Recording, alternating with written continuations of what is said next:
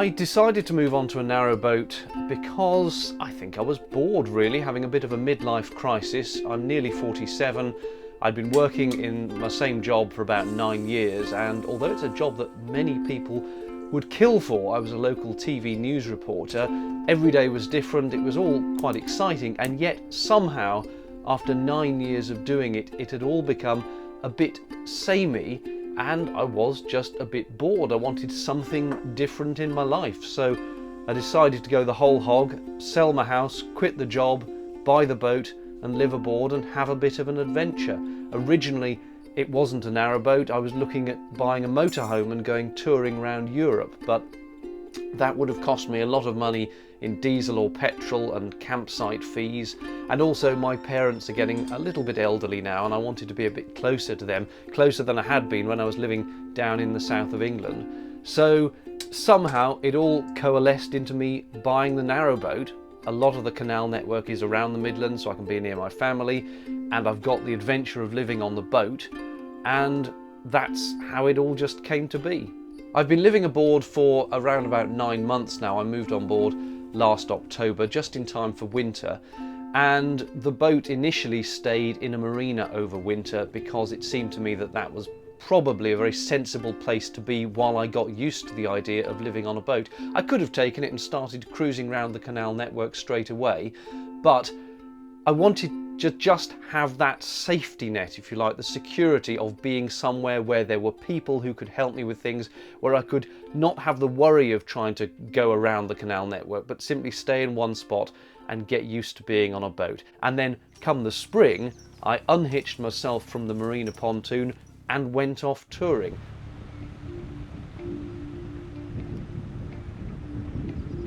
I suppose the thing I've noticed most about living on a narrowboat is the sense of community, and that's a terribly old-fashioned thing that when you live in a house you perhaps think has long disappeared. Maybe you know your next door neighbour, but the idea of whole streets and communities knowing who they are and helping each other out, certainly where I've lived, that seems to have long died out.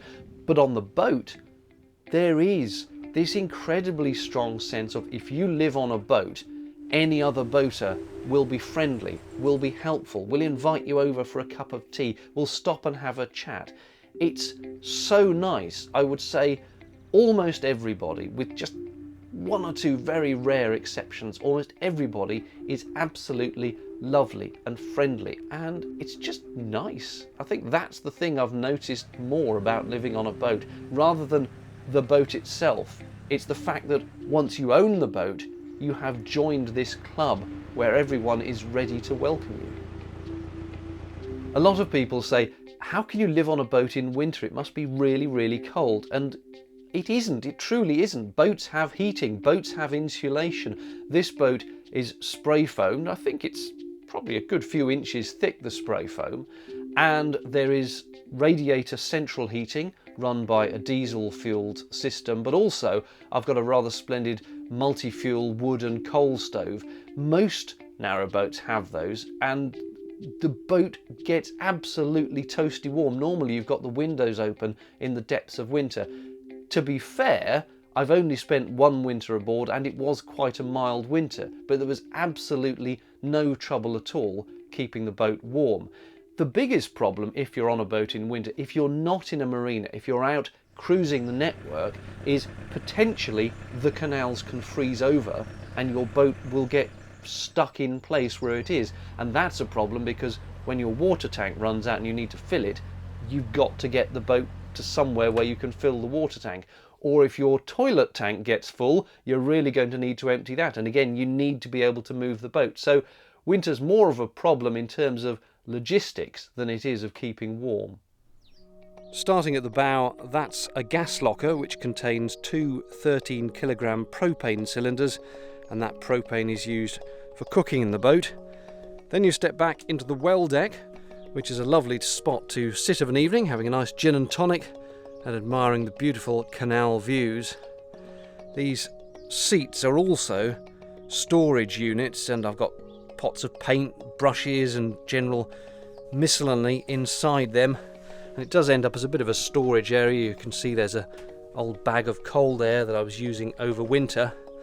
One other thing I'll just show you here is this standard garden hose, which is used to refill the boat's water tank, the hole for which is down there. It's a 100 gallon, 450 litre tank, and that's good for me, for one person, for about 10 days.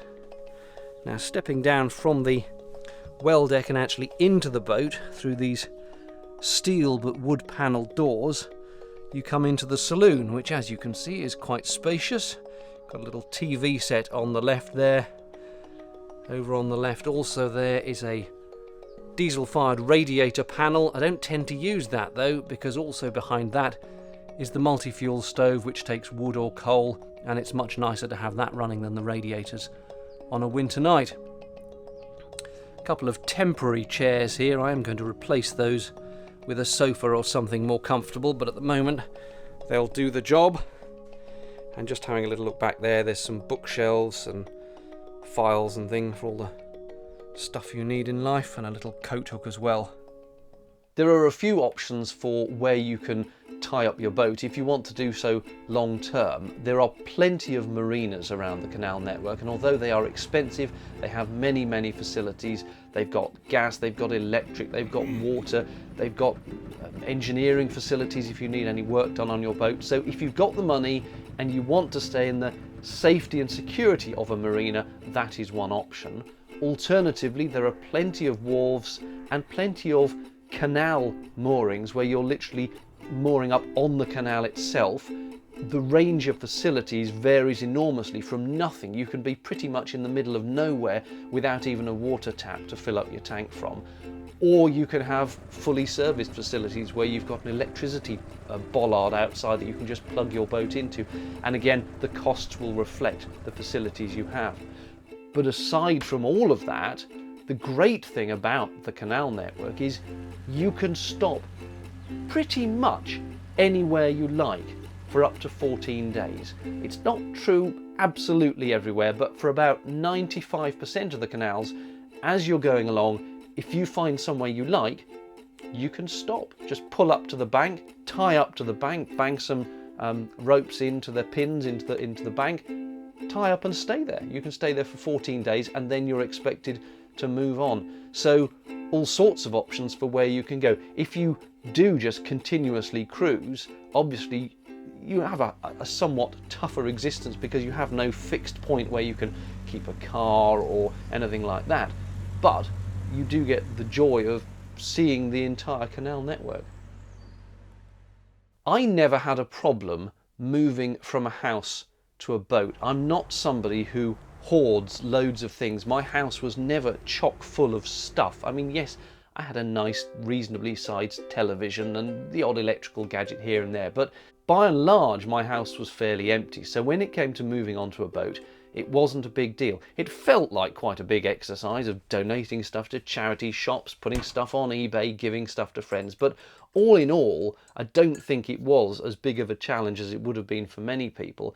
And now that I'm on the boat, I don't miss a single thing that I previously had in the house. Not one thing. I haven't sat here, oh, what have I done? I gave away the whatever.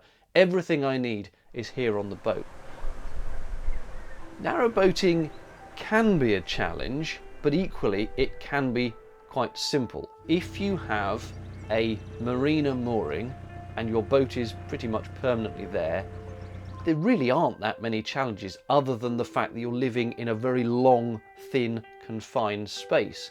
But if you're in that mooring environment where everything's provided for you, there's no real challenge. You've got water on tap, you've got electricity in a little bollard you can just plug into at the end. That's easy.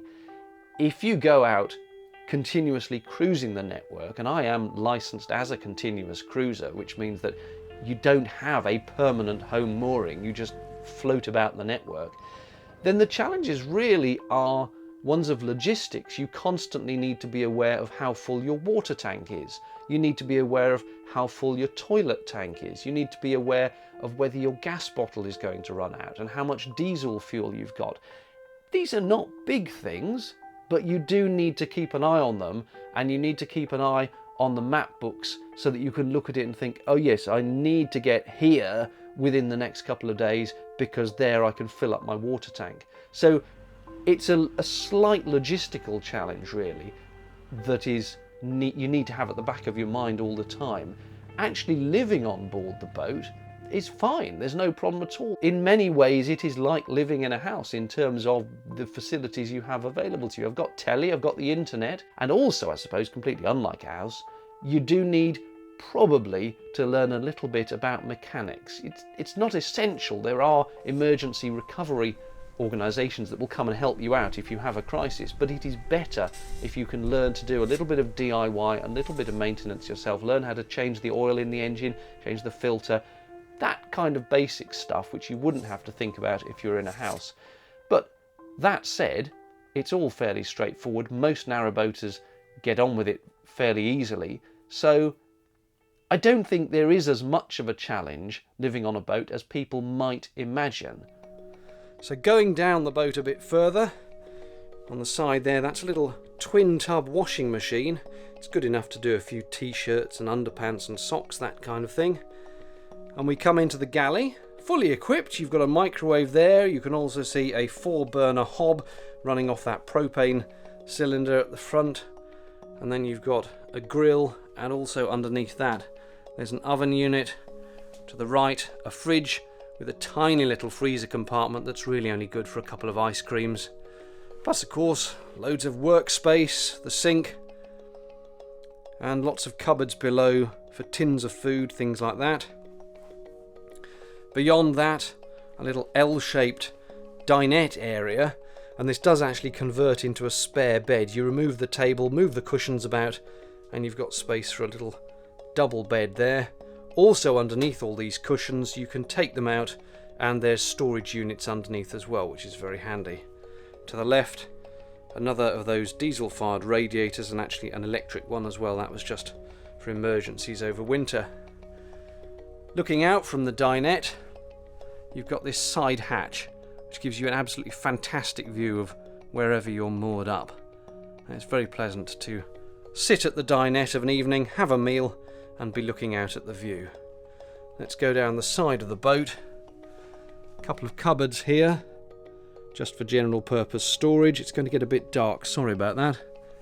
And into the bathroom area, you've got the sink there, again storage under and above, a cassette toilet, basically a big plastic cassette that you have to take out every few days and empty. And there's a perfectly good sized shower in there, which does a very decent shower in the morning, although you do need to conserve the water, of course. The final room in the boat is the bedroom. It's a compact double, 4 feet wide, but perfectly enough. And again, more storage at the end, a wardrobe there, and cupboards behind. Really not short of storage in this boat at all. Steps up at the back lead you to the engine room. The engine underneath those boards, it's a Lister Petter LPWS4 diesel. And there are a solar control unit there to the right, and also the blue unit is my inverter, which gives me mains voltage from the batteries. The engine controls are there, the big lever moves you forward and backwards, some switches for lights and so on to the left of that, and a rev counter. Plus, of course, over here, the miscellany of canal life, which is to say hooks and things to actually fasten the boat to the bank, along with my very important hat for when it's sunny. And then you step out onto the back of the boat. The tiller, brass tiller, actually let me show you that. Brass tiller is down there, connects onto this tiller arm here, and that's how you steer the boat, obviously. And then when you turn round, this is the view you get. The two 240 watt solar panels providing pretty much all the power I need. It also charges the batteries when you're going along from the engine. And this is the view you get as you're going along. I don't think that living on the boat has changed me, and it hasn't changed my life, except in as much as I quit my job to do this. So the biggest impact has been in terms of not going to work every day, having to watch my pennies and just doing the odd bit of work here and there to keep a bit of money coming in.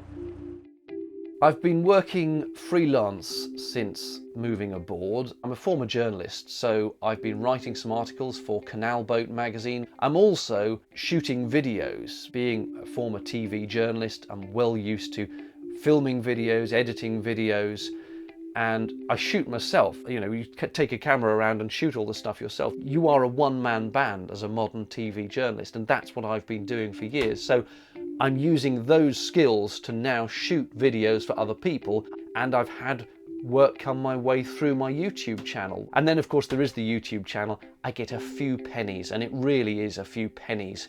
Every time someone watches those adverts that play before the video, I get 1/10 of a penny or something ridiculous like that. But it's beer money, but it's better to have it than not have it. So it's a combination of things that earn me money, but I'm not earning very much. I just need to keep my head above water, if you'll pardon the pun.